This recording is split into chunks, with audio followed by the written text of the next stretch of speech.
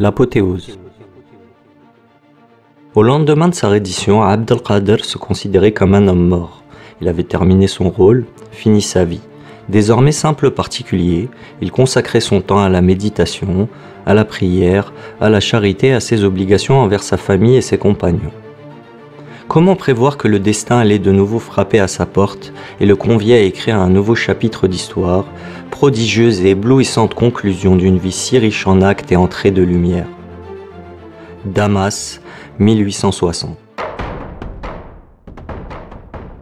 La question d'Orient continue d'être soigneusement entretenue comme une plaie. Les puissances européennes mènent la danse du scalp autour de l'homme mort. L'incapacité du régime turc abandonne les populations du Levant aux intrigues et aux agissements de l'étranger. Entre la France et l'Angleterre, la compétition est vive. L'un soutient les Druzes, l'autre protège les Maronites. Druzes et Maronites dressés les uns contre les autres, c'est l'espoir des troubles sanglants justifiant une intervention armée. En fait, les ambitions anglo-françaises pour se réaliser la fin de la Première Guerre mondiale et la défaite turque.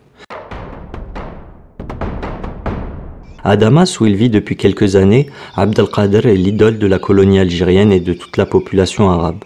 Prenant ombrage de sa haute autorité morale et de sa renommée à travers le monde arabe, les dirigeants turcs affectent de l'ignorer.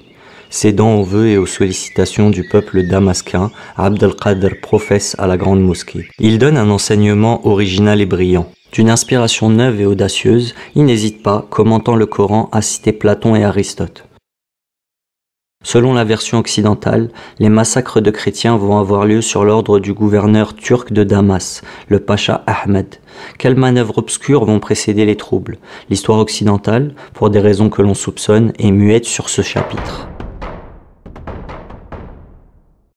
En mai 1860, Abdelkader est mis au courant du complot qui se prépare.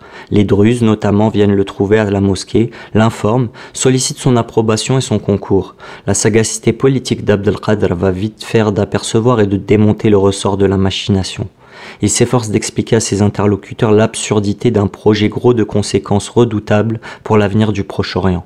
Il ne leur laisse aucun doute sur son attitude. Il les combattrait s'ils mettaient à exécution leurs monstrueuses idées. Je ne saurais être avec vous, bien au contraire. Les chrétiens sont soumis à l'autorité, ils paient l'impôt, ils doivent être tolérés et protégés.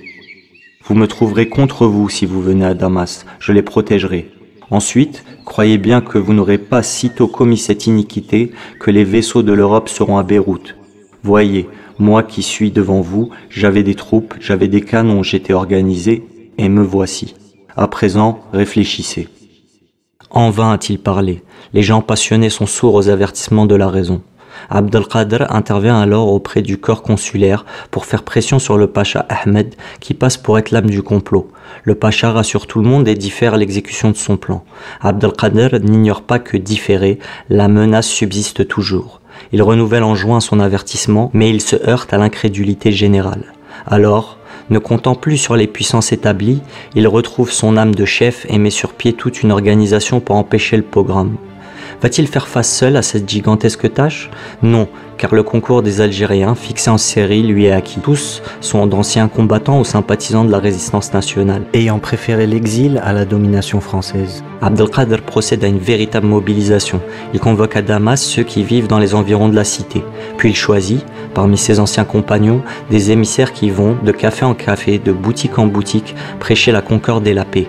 Il prend lui-même contact avec les imams et le mufti, dans le but de les faire participer à cette œuvre d'apaisement. Mais il se heurte à une réserve hostile, d'où la jalousie personnelle n'est pas absente. Il est donc trop tard pour arrêter le cours des événements.